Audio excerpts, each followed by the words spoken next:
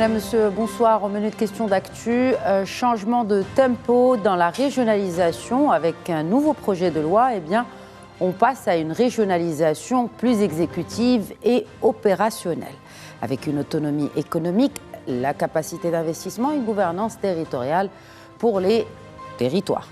Aujourd'hui, quand une région veut lancer une zone industrielle ou améliorer une route rurale, eh bien, le projet existe certes sur le papier, mais sur le terrain, eh bien, cela prend du temps, beaucoup de temps à se concrétiser. C'est précisément là que cette réforme devrait intervenir.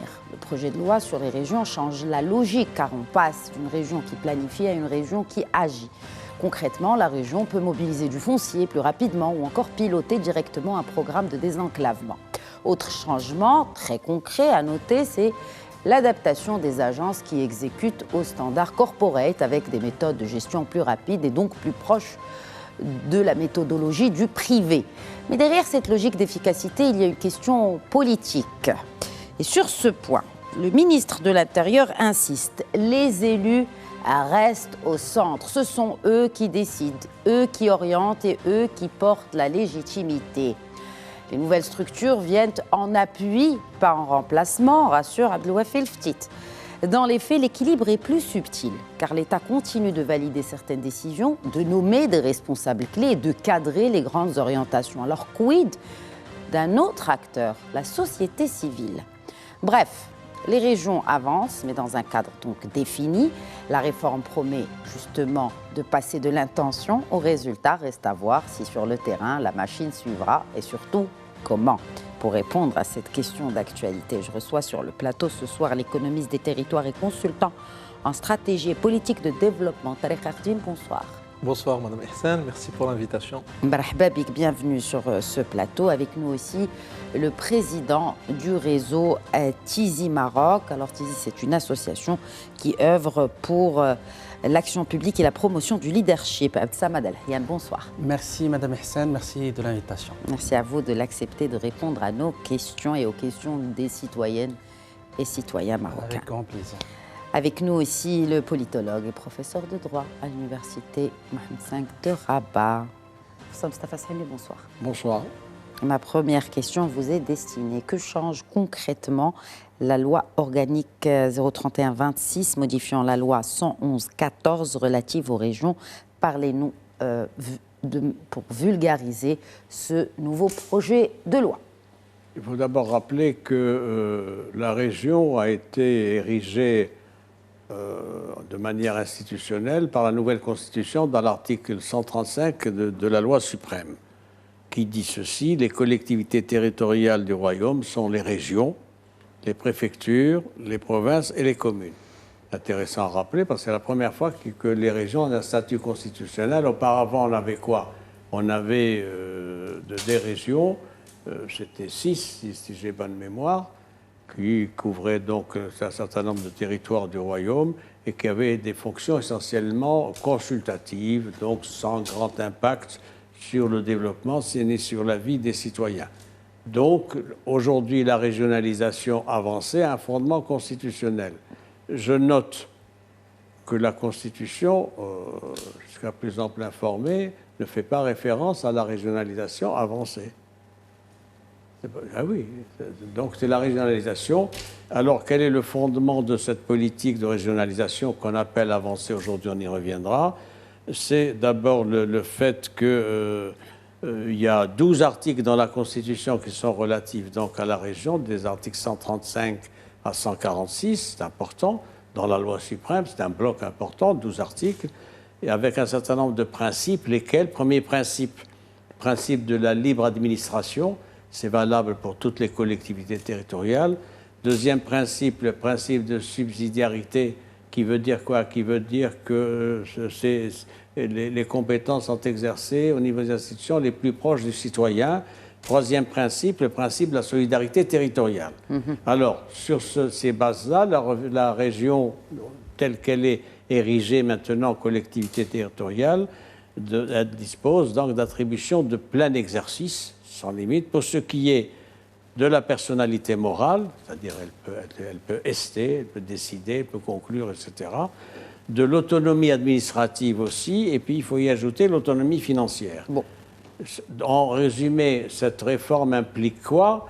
Implique donc une volonté proclamée, je dis bien proclamée parce qu'on va voir comment les choses se passent dans le détail, une volonté donc de déconcentration de l'État, c'est-à-dire transfert d'attributions et de compétences de l'État central vers la région, vers les collectivités territoriales, dont la région. Également un souci de territorialisation des politiques publiques, donc couvrant les besoins des régions, et puis aussi une gouvernance multiniveau sur laquelle il faut revenir, puisqu'il y a dans chaque région un wali qui a des compétences importantes, à côté, si je puis dire, d'un président de conseil des régions qui, lui, a une légitimité électorale.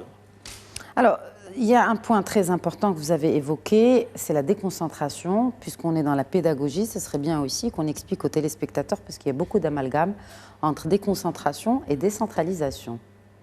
Alors, la déconcentration, c'est quoi? Nous avons un État qui est un État central, un État unitaire. Ce n'est pas un État fédéral, ce n'est pas une confédération. Unitaire, c'est-à-dire que historiquement et institutionnellement, les décisions sont prises par un État unitaire avec des autorités qualifiées à cet effet. C'est ça la déconcentration veut dire quoi? Ça veut dire que l'État s'engage dans un processus de dessaisissement d'un certain nombre d'attributions relevant de son pouvoir régalien au niveau central vers les collectivités territoriales. C'est constitutionnel aussi, parce que vous avez rappelé un peu le principe constitutionnel des collectivités territoriales. Le ministre de l'Intérieur l'a aussi rappelé lors d'une rencontre cette semaine. Pourquoi rappeler aujourd'hui le principe constitutionnel des territoires, Mostafa Shehmi? Et surtout sur ce point très important, il crée le débat, celui de la décentralisation. Elle figure, n'est-ce pas, dans la Constitution de 2011. Tout à fait. Alors, je n'avais pas répondu à votre question, je vais essayer de le faire maintenant. Décentralisation est différente de la déconcentration. Déconcentration intéresse donc le transfert d'activités du pouvoir central, État unitaire, à des collectivités territoriales. La décentralisation intéresse le transfert d'un certain nombre de compétences de ce même État central vers des collectivités territoriales élues, en l'occurrence. Voilà la différence entre déconcentration et décentralisation. Toute la difficulté, toute la problématique qui est posée aujourd'hui, c'est de savoir est-ce que ces deux processus avancent au même rythme ou pas. Je formule ce constat provisoire pour l'instant, en attendant le débat avec nos amis ici présents, c'est qu'on est allé assez loin dans la décentralisation avec les conseils de région, avec les communes, les renforcements, etc. En revanche, pour ce qui est de la déconcentration, il y a eu beaucoup de difficultés et de lenteur. Ça tient à quoi?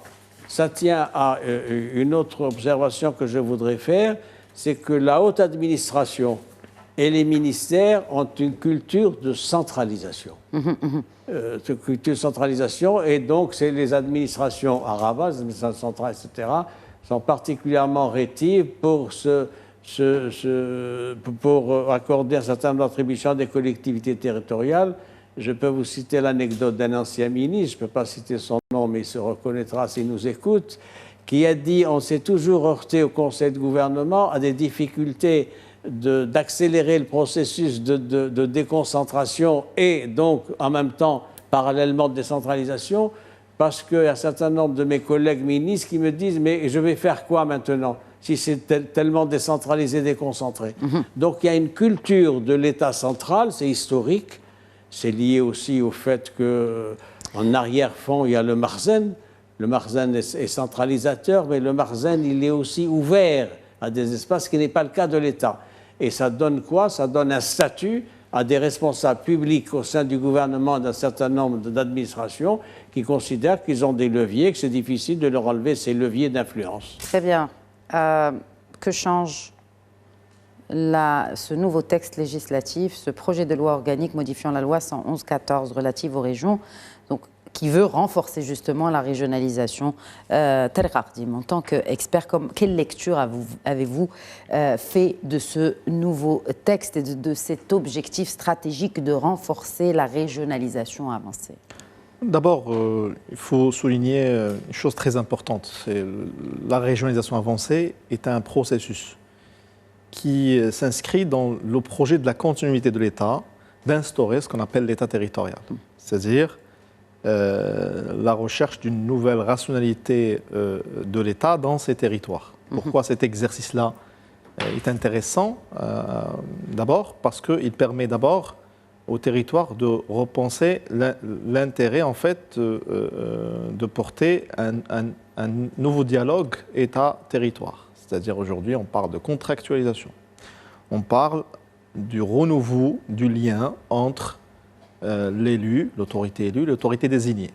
Bien sûr, cette lecture, elle a commencé en 2021, quand le ministère de l'Intérieur avait lancé, avec le ministère de l'Aménagement du Territoire, un dialogue sur, et avec, pour ne pas l'oublier également, l'Association des régions du Maroc, un dialogue pour repenser les compétences propres et partagées des régions.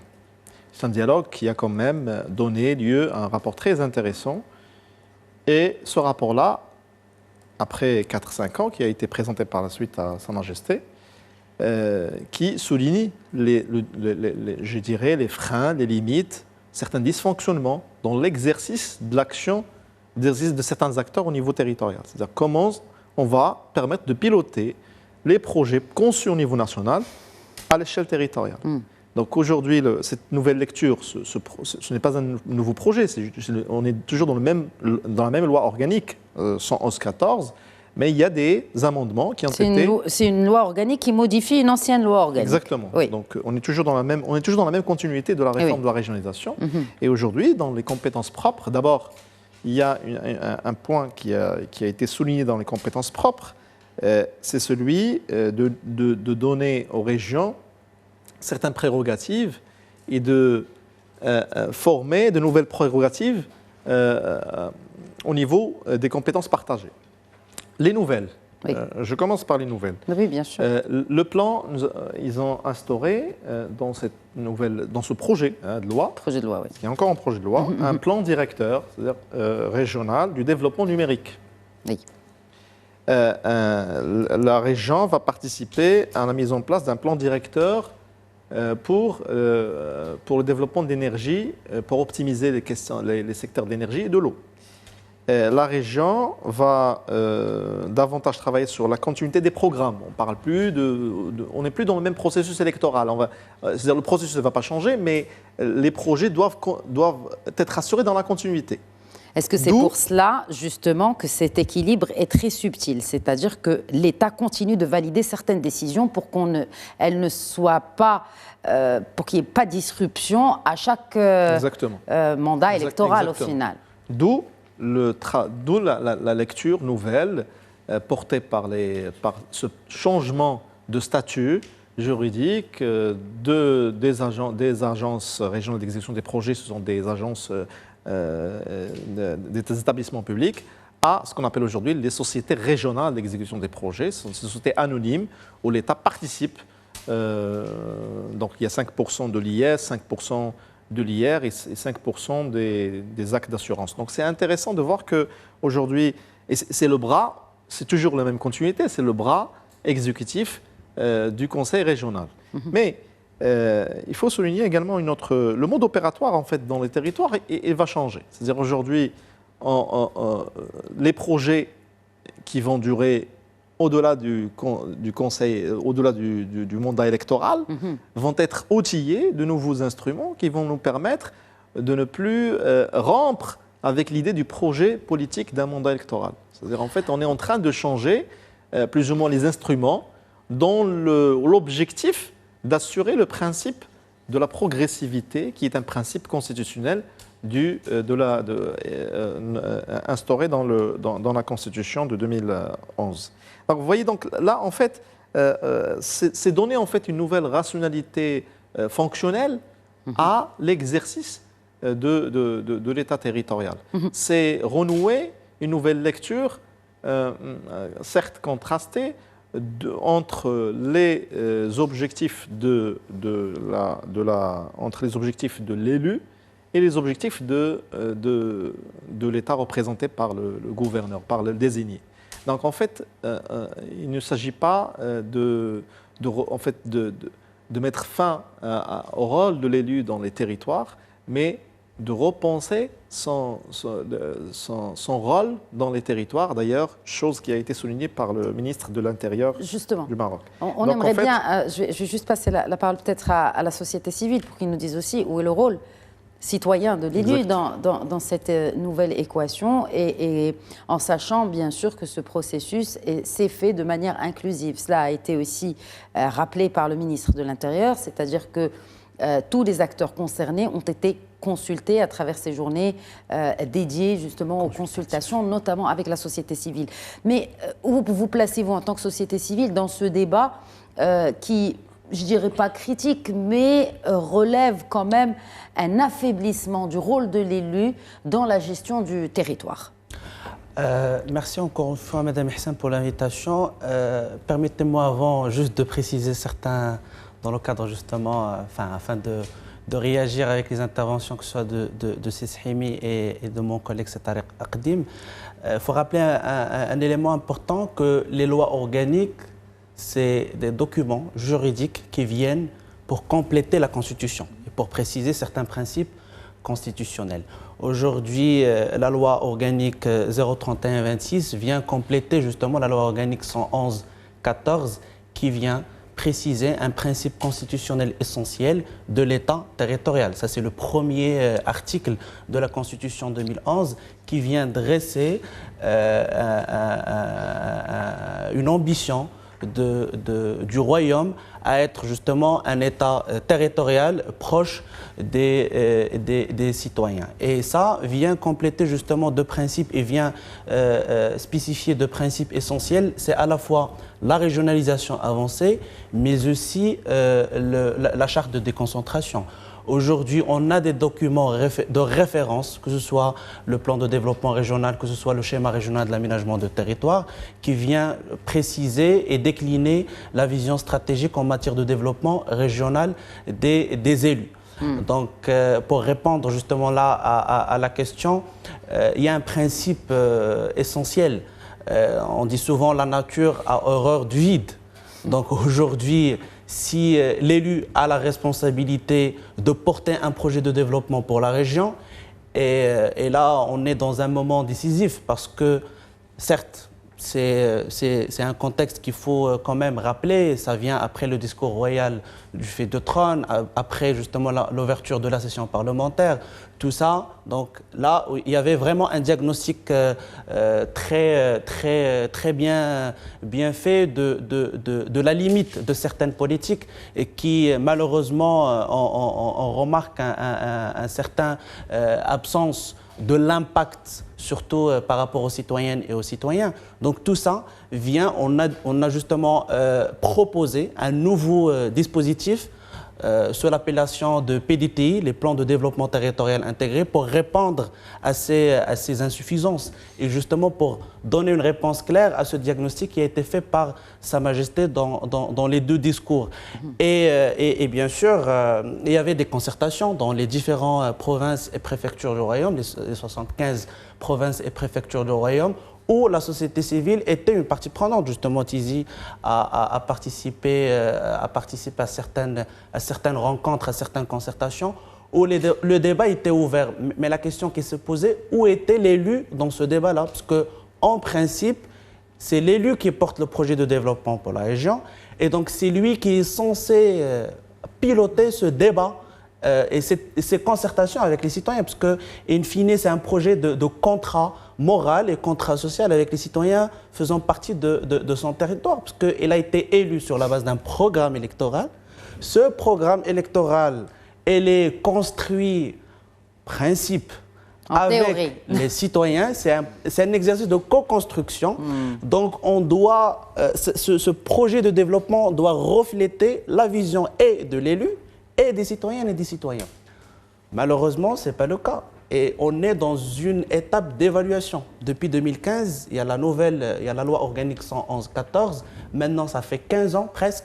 Donc 15 ans, 16 ans. Donc on est au moment d'évaluation de ce qui a été fait 2015. 2015 et maintenant, ça après 10 ans. 10 ans. Donc là, c'est justement 10 ans.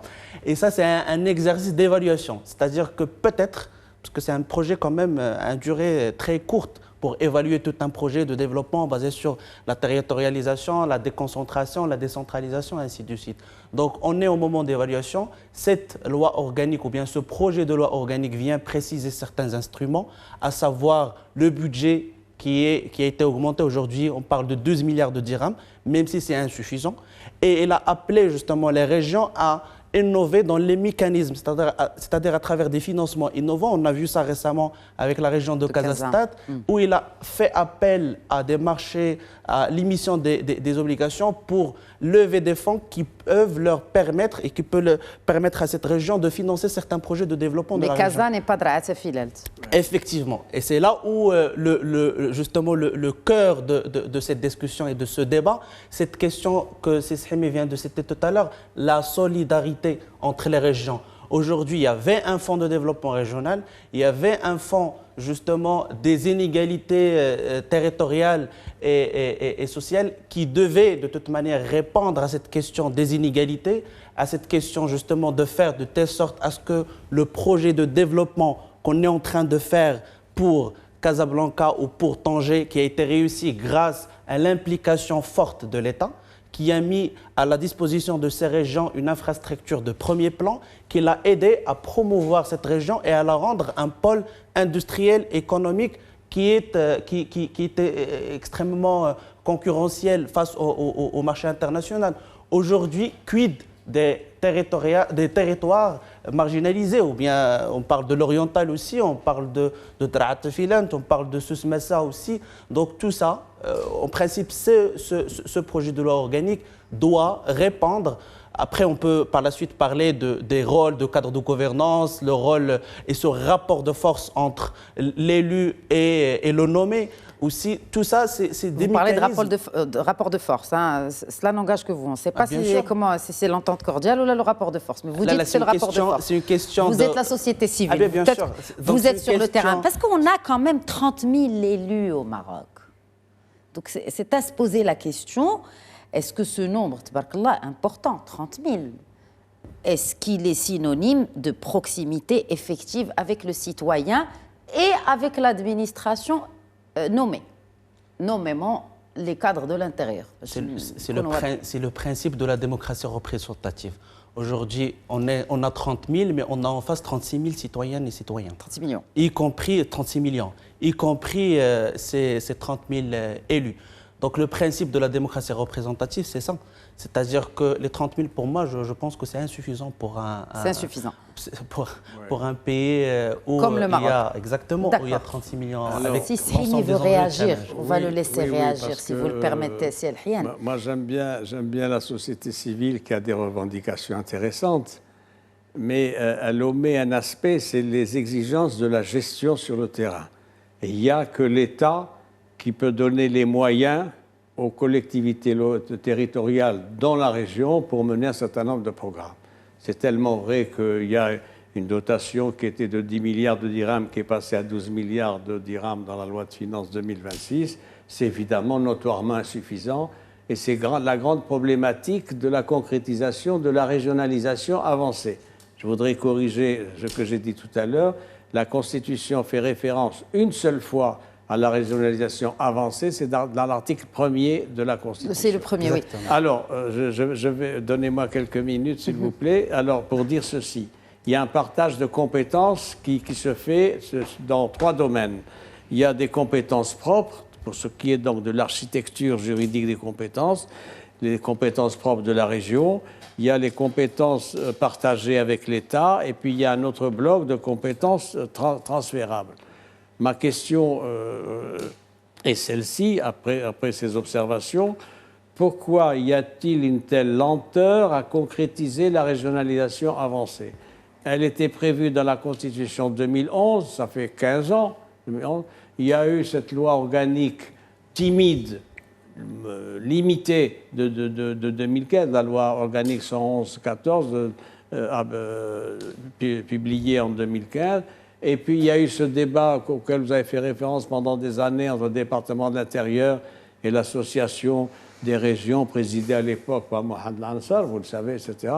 Puis nous arrivons aujourd'hui. Actuellement présidée par Mme Bouaïda. Madame Bouaïda, Mbarka Bouaïda, tout à fait. Et puis il y a le rôle aussi de ces associations. On n'en parle pas assez, mais que fait cette association concrètement? Comment elle aide à l'accélération de la régionalisation avancée? C'est toute la difficulté, et c'est un argument dont je vais me servir contre mon ami précis présent. C'est qu'il n'y a pas beaucoup... On n'a pas de rapport de force sur ce plateau. Non, laissez-moi ma liberté de parole. Cette société civile, elle est surdimensionnée parce qu'elle n'est pas au rendez-vous qu'il faut. Il n'y a pas suffisamment de mobilisation. Il y a des déclarations, il y a des rencontres annuelles de temps en temps, etc. Je ne parle pas de son association qui est très dynamique, je parle de l'ensemble. C'est ça la difficulté. Ce qui me gêne, je vais l'exprimer de manière conclusive maintenant, c'est pourquoi cette lenteur dans la concrétisation de la régionalisation avancée voulue par Sa Majesté, réitérée par le souverain de différentes circonstances. Pourquoi? Ça tient essentiellement au fait que, je le répète, il y a un rapport de force, je reprends votre expression. C'est pas la mienne, c'est la sienne. Oui, mais vous avez recyclé. Oui, bon, je n'ai pas recyclé, j'ai juste souligné qu'il parle de rapport de force. Alors, il confirme qu'il y a un rapport de force entre les élus et les nommés. Il y a un rapport de force au niveau décisionnaire. La décision, elle est à Rabat. C'est quand même étonnant que l'on soit donc maintenant en 2026, à quelques semaines de la clôture de... Donc ce que vous dites, c'est que les élus n'ont pas le pouvoir décisionnel local réellement? Pas du tout. Ils ont un certain nombre de compétences qu'ils n'occupent pas parce qu'ils n'ont pas les moyens. Ensuite, les profils de ces élus... Donc quelle est la marge? Quelle est la marge? Un point important. Quelle est la marge? D'abord, le profil. Quelle est la marge pour les conseils régionaux aujourd'hui? Quelle est la marge? Oui. La marge, c'est deux choses. C'est renouveler les élites locales, les élites régionales, ce qui n'est pas le cas parce que celles qui existent ne sont pas au niveau. C'est un constat général, évidemment, qui doit être décliné différemment, etc. C'est avoir de nouveaux profils et de nouvelles procédures de recrutement pour les élections communales et régionales. Ça sera le cas en 2027. Troisième point, moi je non, formule vous dites que ce sera l'espoir. le cas. Non, c'est-à-dire ce que vous dites, c'est... Une évidence. Oui, c'est une évidence. C'est parce qu'il y a les élections communales. Mais au-delà de ça, ce que vous dites, c'est que on va changer les élites d'ici 2027. Mais il faut qu'il y ait des processus de renouvellement et de cooptation de nouvelles élites. Ça passe par qui? Ça passe par les partis politiques. Voilà. Donc voilà encore le procès, si je puis dire, des partis politiques qui souvent donc ne font pas ce qu'il faut. Et j'ai le profil, si vous voulez, rapide des élites aujourd'hui, des élites locales. Il y a un bon tiers qui est à niveau supérieur. Il y a un deuxième tiers qui est à niveau moyen secondaire, et puis il y a un troisième tiers divisé par deux, moins que le niveau primaire, pour ne pas dire le reste. Donc voilà la difficulté. Deuxième point, il y a un déficit de management pour ce qui est des élus locaux.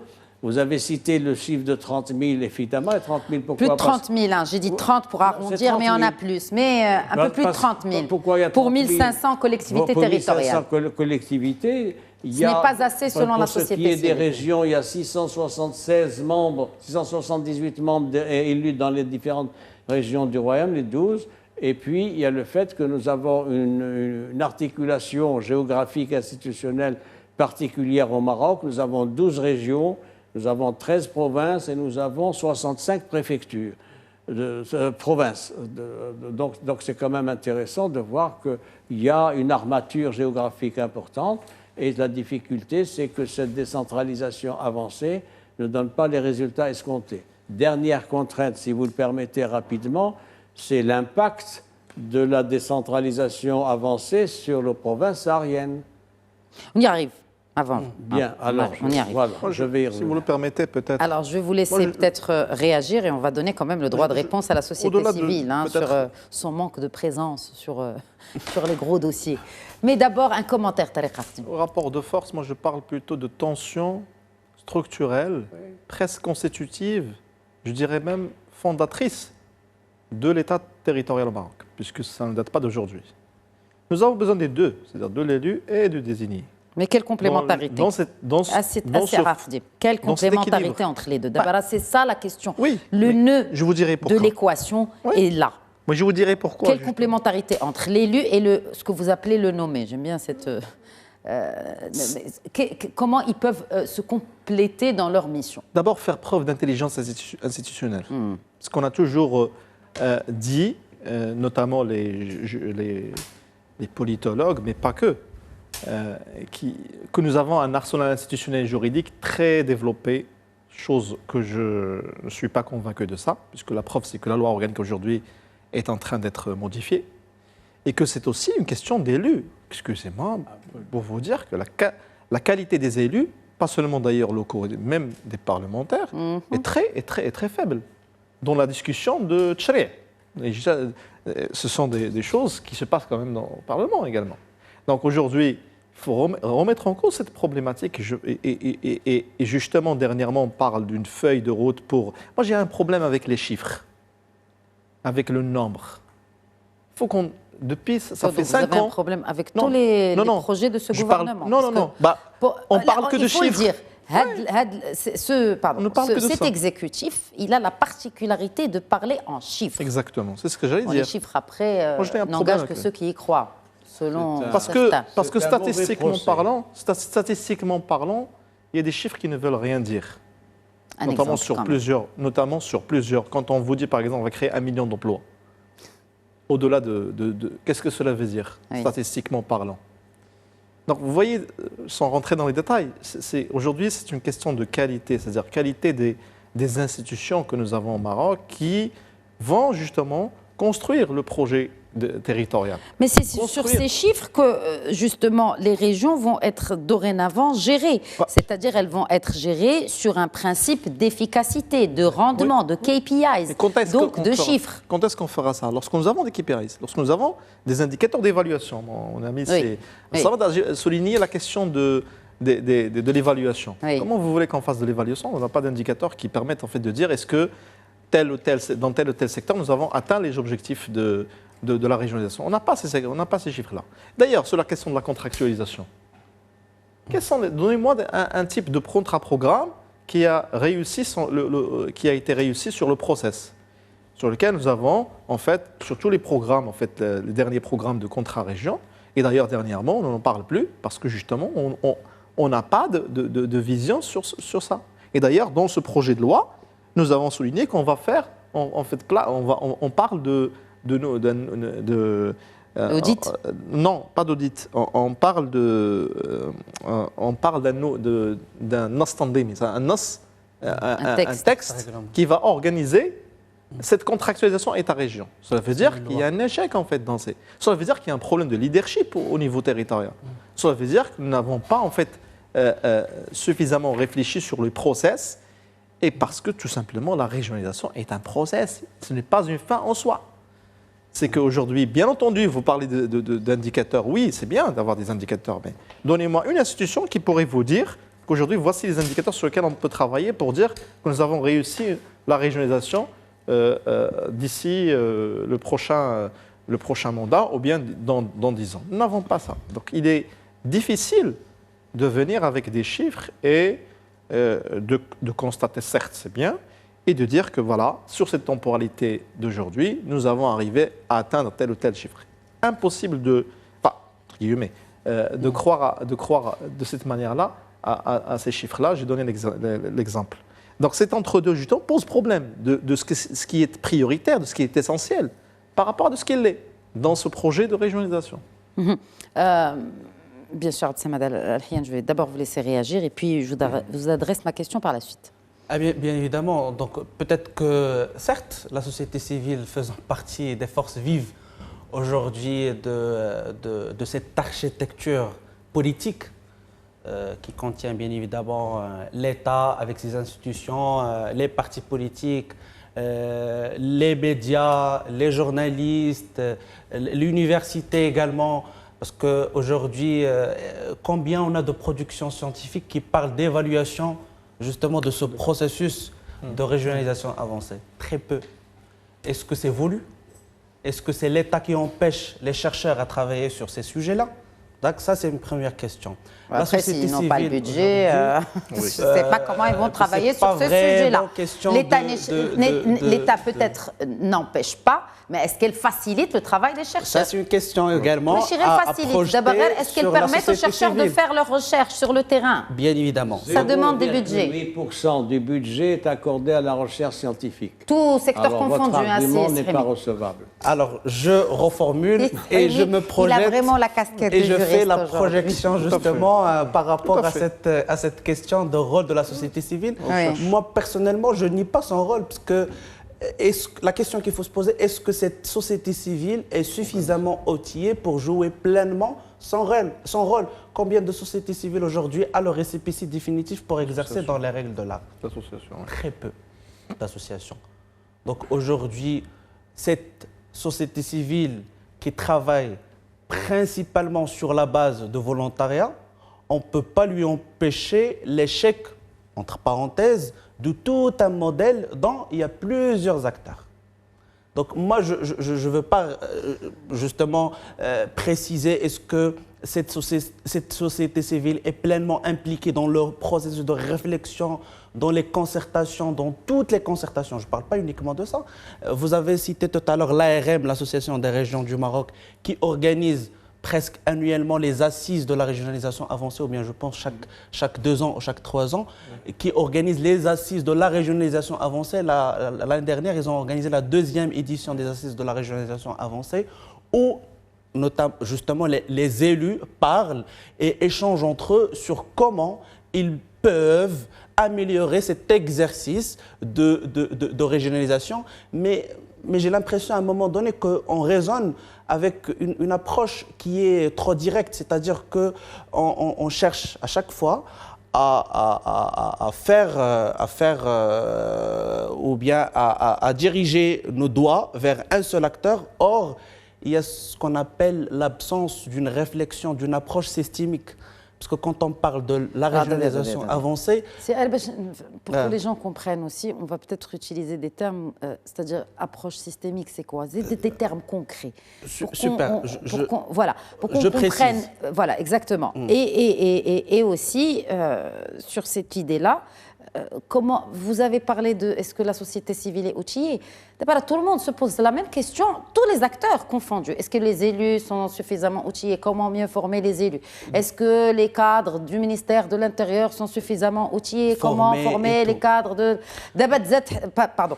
Maintenant, on rajoute aussi, est-ce que la société civile est suffisamment outillée? De l'approche systémique, je précise. C'est-à-dire qu'aujourd'hui, il faut qu'on discute entre nous, c'est-à-dire l'ensemble des acteurs. Quand on parle de l'approche systémique, cette question d'évaluation, cette question de production d'indicateurs, on a l'institution d'HCP aujourd'hui qui fournit en principe des indicateurs. Mais quid de la data locale aujourd'hui? On n'a pas la data locale, c'est-à-dire pour évaluer la pertinence d'une politique au niveau d'un territoire. Il faut des bureaux régionaux, peut-être du HCP.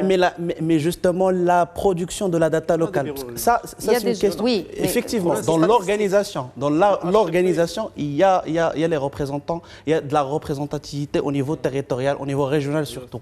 Mais quid de la production de la data locale? Ça, c'est un sujet aussi. On a plusieurs sujets. Quid de la convergence des politiques? Parce que quand on dessine, quand on conçoit une politique publique, prenons le cas par exemple de l'éducation, ou le cas de la santé, et qu'on veut décliner cette politique publique au niveau du territoire, est-ce qu'on prend en considération les spécificités de ce territoire, la question de culture, toute la conduite de changement qu'il faut accompagner par rapport à cette déclinaison donc justement cette question de l'approche systémique, parce que moi, en parlant de cette approche ou cette méthodologie où on prend en considération l'ensemble des avis, l'ensemble des sensibilités des gens, et cette question aussi de culture, cette question de spécificité, c'est important et c'est intéressant. On ne peut plus, et justement le principe de base, la philosophie de cette nouvelle génération de plans de développement territorial intégrés, c'est pour répondre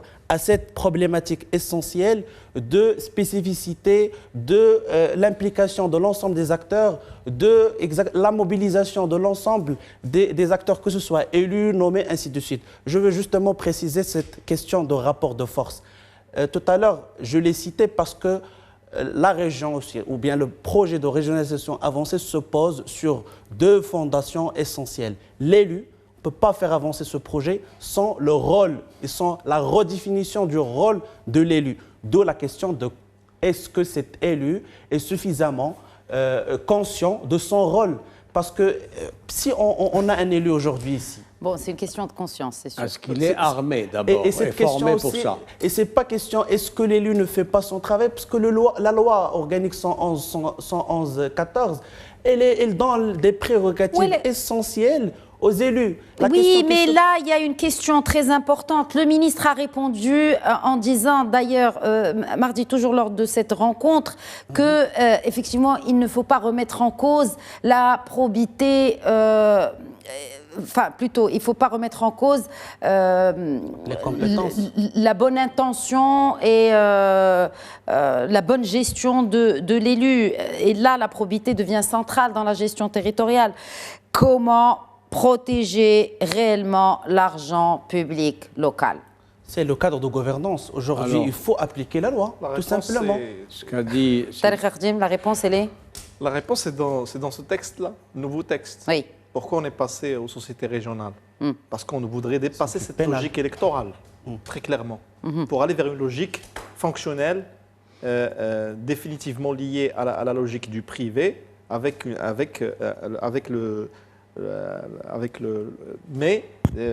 Vous pensez que le cadre juridique aujourd'hui, avec ce nouveau projet de loi, le cadre juridique est suffisamment clair en ce qui concerne cette question-là? Parce que c'est ce qui fait perdre aussi la confiance en l'élu. Il y a des éléments de réponse dans ça.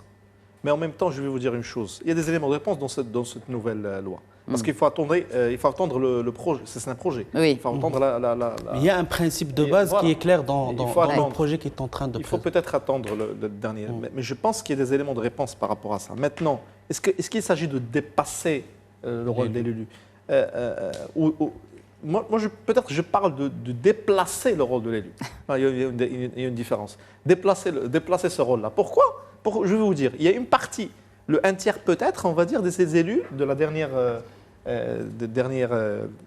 législation venaient des associations. Un tiers, peut-être un peu plus. Venaient des associations. Le problème au niveau associatif, au niveau de la société civile, c'est qu'il faut redéfinir et mettre en place une nouvelle loi qui régit les associations. Ah oui. Parce que la seule structure au niveau national qui n'a pas une autorité... Il y a un de 1958, Voilà. Donc ça c'est vraiment... il faut le reprendre en entier et mettre en place, parce que les associations travaillent avec de nouveaux paradigmes, de nouveaux instruments, et qu'aujourd'hui, ils dépassent cette logique portée actuellement, parce qu'il faut avoir une autorité, une agence qui gère les associations. Encore une agence. L'agencification. Écoutez, je pense qu'on est dans cette, on est dans cette continuité. La gestion des associations par une agence de l'État. Par une agence de l'État. Paradoxal. Par une agence de l'État. Oui, parce qu'on est dans cet exercice-là actuellement. Pratiquement toutes les agences. Vous ne sortez pas de l'équation qui est problématique. C'est l'intérieur qui gère finalement les agences. Ce que je voudrais dire, vous avez parlé de ministère de l'Intérieur. Pourquoi l'Intérieur est partie prenante? Vous savez, vous connaissez comme moi sûrement le ministère de l'Intérieur. C'est un département exceptionnel. Exactement. Qui a des ressources humaines, qui a des moyens, qui a des dossiers, qui a des études, etc. Et c'est lui, donc, qui est l'ossature centrale de l'État unitaire au Maroc. Exactement. Indépendamment des secteurs régaliens que vous connaissez. Et donc, c'est fondamental que ce département-là accompagne ce processus. Il l'accompagne, mais il ne trouve pas sur le terrain les élus qu'il faut, du fait du niveau, du fait d'un manque d'expertise, etc. Et c'est pour ça que la tendance qui s'est faite a été celle de la déconcentration, avec beaucoup de retard, évidemment, parce que ce n'est pas facile pour un département de souveraineté comme le ministère de l'Intérieur de faire de la déconcentration. Mais il l'a fait, ça a été fait, même avec du retard, c'est en cours. La difficulté, c'est comment permettre aux élus de s'impliquer dans ce processus de territorialisation des politiques publiques. Je voudrais ajouter ceci. si vous le permettez. Nous avons un référentiel pour ce qui est de la régionalisation avancée, lequel c'est le projet intéressant des provinces sahariennes récupérées. C'est fondamental. Oui, oui, oui. C'est-à-dire, c'est un mode ultra avancé de la régionalisation que nous appelons tous de nos voeux. Et c'est quelque chose de fondamental. Et c'est ça le moteur de cette politique de régionalisation. Et il faut espérer qu'à terme, avec le projet d'autonomie dans les provinces sahariennes, tel qu'il est consacré par la communauté internationale, vous savez, il y ait également la même dynamique pour ce qui est des régions, mais suivant des rythmes d'avancement de chacune d'entre elles. Il ne s'agit pas de passer de 11 régions du royaume, puisqu'il y a la 12e des provinces sahariennes, et de les mettre au même niveau. C'est quelque chose de fondamental. Jusqu'où peut aller l'autonomie des régions marocaines, Mustafa Sahimi? Elle peut aller jusqu'à... c'est une question délicate. C'est une décision. C'est pour ça que je vous l'adresse, très cher Mustafa Sahimi. Elle peut aller vers une articulation institutionnelle avec deux variantes. Une première variante qui est celle des provinces sahariennes, le plan d'autonomie interne, qui est extrêmement important, avec un chef de gouvernement, avec un Parlement qui investit le chef du gouvernement, avec un certain nombre d'attributions, vous le savez, etc. Ça, c'est le premier lot, c'est l'exemple phare, si je puis dire, de la régionalisation avancée. À côté de ça, il y a un autre rythme, un autre régime applicable aux autres régions, compte tenu de leur évolution. Mais, étant entendu que ça doit être mené avec beaucoup de doigté et de vigilance, il faut veiller à conforter l'État unitaire, il faut renforcer en même temps la décentralisation et la régionalisation, et évidemment, c'est une question d'équilibre. Pourquoi? Les Marocains sont attachés fondamentalement à quoi? À l'État central, vous le savez, mais en même temps, ils sont attachés à la gestion de leurs affaires dans leur localité, dans leur municipalité, dans leur commune, etc. Non, moi, peut-être, je voudrais souligner très rapidement, si vous le permettez, le rôle de l'autorité nommée, puisque vous avez apprécié ce terme. Oui. Nommé. Le rôle des gouvernants aujourd'hui est très intéressant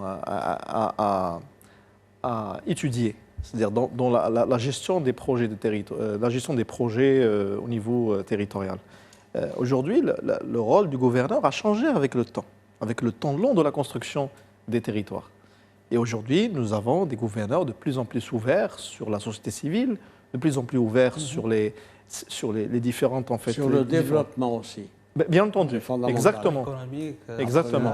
Bien entendu, et ceci montre justement que l'esprit aujourd'hui avec lequel nous fondons, on fonde la manière avec laquelle on voit aujourd'hui l'autorité nommée au niveau territorial a changé avec le temps, avec le temps long de la construction des territoires. Et ceci marque en tout cas un moment, je puisse dire un moment important, qui fonde la légitimité à la fois rationnelle, je l'ai souligné, de l'État dans les territoires. Et on ne peut pas dire que tout ne se fait pas plus ou moins dans les règles de l'art, mais dire qu'aujourd'hui, il y a un effort très déployé, très important. Il y a une écoute importante qui se fait même au niveau central. Mais maintenant, il faut pour qu'on puisse justement arriver au vœu que je suis en train de voir, c'est la qualité des élus, c'est la qualité de formation de ce qu'on appelle, entre guillemets, les élites locales. Comment mieux former les élus locaux marocains, en quelques mots? Comment mieux former les élus locaux marocains? Absamad Al-Hian. Je voulais juste rebondir sur un sujet vous rebondissez, important. Vous répondez quand même à ma question. Oui, bien sûr. C'est très important. Parce que ça me rappelle le discours de Sa Majesté de 2001. Mais vous pouvez me préciser, c'est cette question de nouvelle définition de l'autorité. Non, 1999. Octobre 99, Casablanca. Parmi les premiers Octobre discours. Octobre 99, de 1999, Casablanca. Merci Sissimi pour la précision.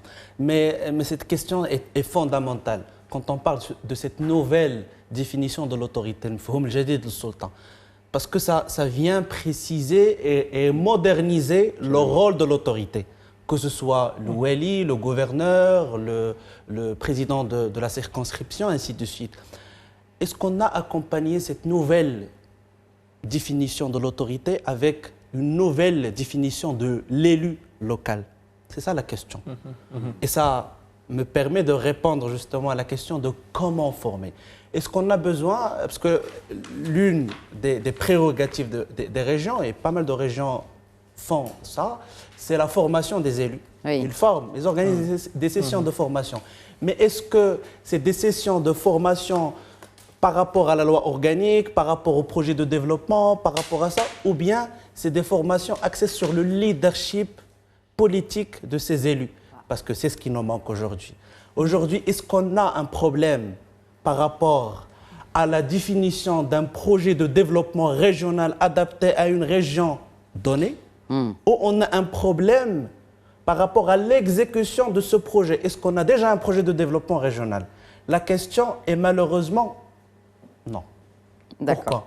Parce qu'on a du mal, parce qu'encore une fois, on a un problème par rapport à l'élite politique, on a du mal à définir un projet de développement régional qui prend en considération les spécificités des régions.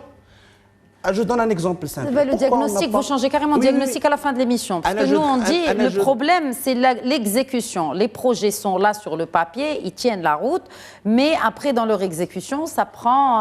Pas toujours. Des fois, on a la définition des projets qui passe à côté de spécificités de certaines régions, et quand on passe à la phase exécution, on a du mal. Le rapport de la Cour des comptes a précisé certaines difficultés. Comment construire une planification territoriale plus crédible aujourd'hui? En 2 phrases. Je sais que ça demande plus, mais comment construire une meilleure planification du coup? Tout simplement, il faut partir au territoire. Les projets doivent émaner du territoire. On ne peut pas décliner une politique publique sectorielle dans ou quoi que ce soit. Aujourd'hui, il faut penser à une fiscalité régionale. Aujourd'hui, il faut passer à un SMIC régional. Aujourd'hui, je ne peux pas avoir le même SMIC de Draat Filelt à Tanger Al-Hussima. Ça peut encourager la promotion des investissements dans ces régions-là. Ça ne suffit pas d'avoir une charte d'investissement avec des primes des territoires. Par exemple, si vous investissez à Draat Filelt, vous avez 15%, et si vous investissez à Casa Stade, vous avez 0%. Ce n'est pas la solution à à des sujets problématiques aujourd'hui liés à l'emploi. Parce que si on résout, et ça c'est un sujet extrêmement important, si on résout les problèmes notamment du chômage dans les territoires, on va éviter plusieurs problèmes socio-économiques qu'aujourd'hui le Maroc est en train de cumuler à cause de cette mauvaise planification territoriale, encore une fois. Et le million d'emplois promis. Justement, d'où cette question d'emploi. Merci, messieurs. Merci, Abdessamad El-Hian. C'était un plaisir de vous accueillir. C'est toujours un plaisir. On va certainement revenir à la thématique. Il y a beaucoup de débats autour de cette régionalisation avancée. Merci à vous aussi, Tariq Khartim, d'y avoir apporté votre contribution. Avec plaisir.